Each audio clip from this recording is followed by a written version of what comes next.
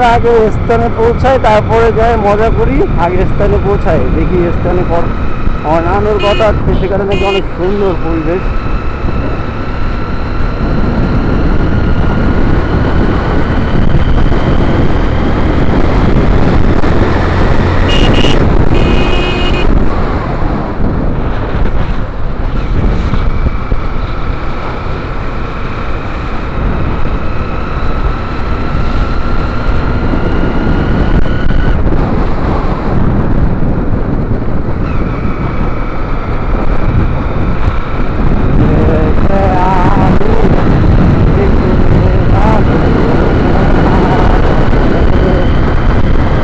আমার মিটারে স্পিড দেখাচ্ছে অনলি 3।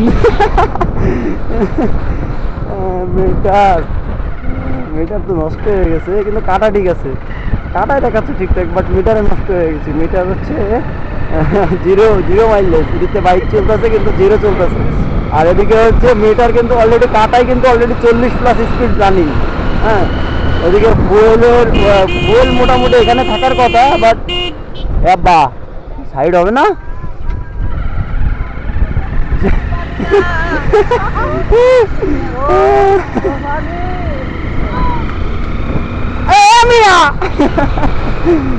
যাই হোক, আমি কি যে টপিকটা ছিলাম, এখানে মিটার কিন্তু দেখবেন মিটার শো করবে একভাবে, আর আপনার হচ্ছে আমার যে কাটা, এখানকার কাটাটা খেয়াল করবেন, এখানে কিন্তু শো করবে আলাদা। তো এটা হচ্ছে মূল সমস্যা হয়েছে মাঝে। এই বাইকটা আমার মামা ঝাড় খাইছে, এবং ঝাড় খাওয়ার পরে এই বাইকটা একটু বেশ কিছু ক্ষতিগ্রস্ত হয় এবং ক্ষয়ক্ষতি হয়। তার ভিতরে যেমন ধরেন এই যে সামনের কিছু শোকারটার ভেঙে মোটামুটি এই যে লেবার টেবার, এখানে হচ্ছে আপনার ব্রেকিং আয়না তো নাই এখন। তো যাই হোক, মোটামুটি একটু সার্ভিসিং করে এখন এই রানিংয়ে আছে। এর আগে বেশ কিছুদিন আগে বেশ ট্রাভেল ছিল বাইকটার। তো এটা হচ্ছে ইচ্ছা ছিল এটা নেওয়ার আমার।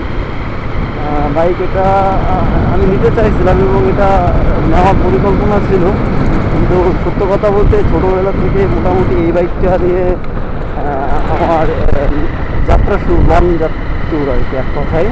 কারণ আমি আমার মামার এই বাইকটা নিয়ে মোটামুটি ঘোরাঘুরি করছি, বহু অনেক অনেক জায়গায় ঘুরছি। তখন অবশ্যই একটু ঝকা খাইতাম খুব। এই বাইকটা নিতে গিয়ে অনেক ঝকাও খাইছি, এবং এই বাইকটা নিয়ে বেশ মানে কি বলবো, তারাও খাইছি। তো এই বাইকটা নিয়ে আমি একবার 107 স্পিডে, 117 স্পিডে, আমার ভালোভাবে মনে পড়ে, আমি যদি ওই দিন বাইরে যেতাম তাহলে হয়তো আমি আজকে এই কথাগুলো বলতে পারতাম না। কিন্তু আল্লাহর রহমতে আমি এখন এই বাইকটার উপরেই আছি এবং বাইকটা রান করতে পারছি। এটা হচ্ছে মেন কথা। রাইডিং করতেছি বাইক, এই রাস্তা দিয়ে মোটামুটি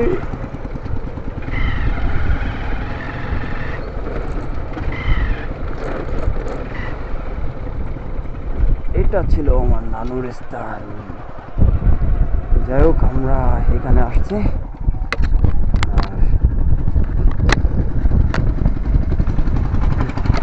তো যেহেতু কর্মসূচি হচ্ছে, তো এখানে কিছু কথা বলি। আমার সামনে যে বাইকটা দেখতে পাচ্ছেন, এটা হচ্ছে আমার মামার বাইক। আর এই বাইকটা নিয়ে আমার লাইফে অনেক কিছু আছে, অনেক যাত্রা আছে। এই বাইকটা 117তে আমি ঝাড় খাচ্ছিলাম।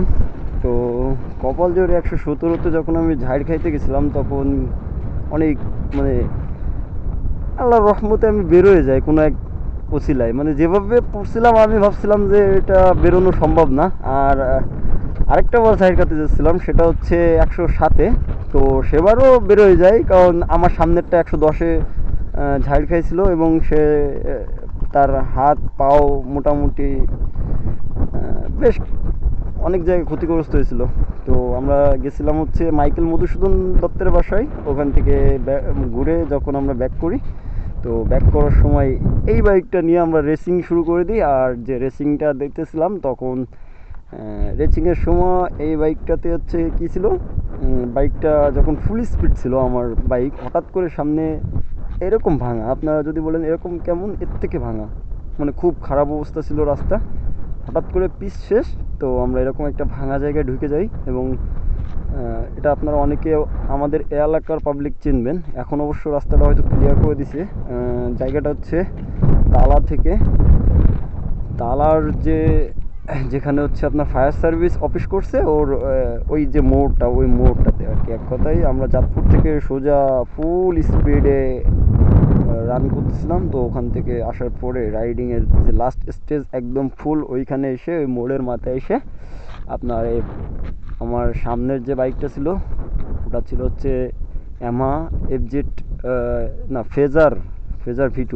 তো ওটা হচ্ছে রান করতেছিল 100, সম্ভবত 10+ রানিং ছিল, যেহেতু আমারটা ছিল 107 আর ও আমার সামনে ছিল, তাহলে তো 110+ রানিং ছিল। তো রানিং থাকা অবস্থায় মোটামুটি ঝাড় খেয়ে যায় ও। আর আমি আল্লাহর রহমতে আমার ব্রেকিং কন্ট্রোল ভালো থাকার কারণে বা যে কোনো একটা ওয়ের মাধ্যমে আমি ওখানে অনেক কষ্ট করে হলেও ব্রেকটা দিতে পারি এবং আমরা সেফলি ওখান থেকে বের হয়ে আসি। তো যে ঝাড় খেয়েছিল সে মোটামুটি আমার ছোটো ভাই, আপনারা চিনবেন, আমার ভিডিওতে প্রায় আসে, সে মামুন নামে। ও 3 মাস মতো মোটামুটি বসা ছিল, ঠিক আছে। তো এটা হচ্ছে ছিল আমাদের এই বাইকটার গল্প। আর এই বাইকটা আমি অনেক দিন ধরে নিতে চাইছি, বাট এই বাইকটাতে একটু ট্রাভেল থাকার কারণে আমি বাইকটা নেই নাই। এর পেপারস টেপার সম্পূর্ণ সব ওকে। তো আপনারা একটা নির্ধারিত বলুন যে এই বাইকটা যদি আমি নিতে চাই তো কেমন টাকা দিলে এই বাইকটা নেওয়া যাবে, আপনাদের মতে কেমন আসতে পারে বাইকটার, কেমন টাকা হইলে বাইকটা আমি নিলে মনে করেন আমার লস হবে না। আপনারা যদি কেউ জানেন বাইক সম্পর্কে আইডিয়া থাকে তাহলে আপনারা একটু প্লিজ বলে দেবেন যে এই বাইকটা কেমন টাকা হলে নেওয়া যায়। এটা হচ্ছে মূল থিকনেস ছিল এবং মূল হচ্ছে গল্পটা ছিল এটাই। তো এতটুকুই, আশা করি পরের ভিডিওতে দেখা হবে। আসসালামু আলাইকুম, সবাই ভালো থাকবেন, ধন্যবাদ।